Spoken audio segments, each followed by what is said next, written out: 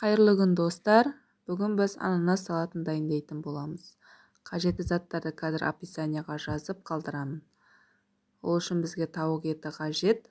Тауық етін қайнатып алып, осындай видеода көрсетілгендей қылып 4 етіп турап аламыз. Сүйектерін ажыратып, жақсылап турап аламыз. Тауық етін турап болғаннан кейін ыдысымызға салып, келесі алмамызды тураймыз.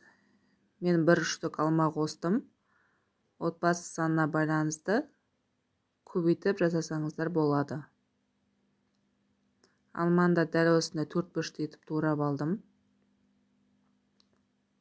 Бұл салат өте дәмді болып шығады және қолжетімді заттардан тез дайын болады.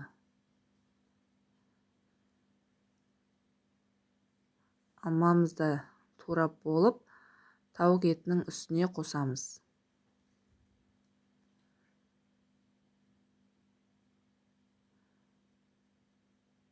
Егер менің каналым ұнап жатса, маған тіркеліп, лайк, комментарий жазыңыздар. Алмамызды салғаннан кейін үстіне кукурузымызды қосамыз.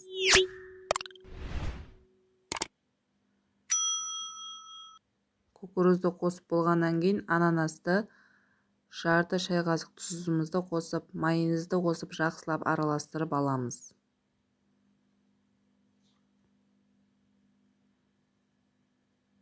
Бұл салат тез дайын болады, отбасыңызға ұнайды.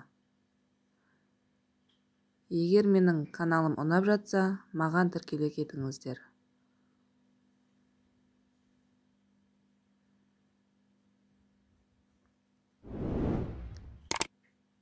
Жақсылап майонезді араластырып ұсынамыз.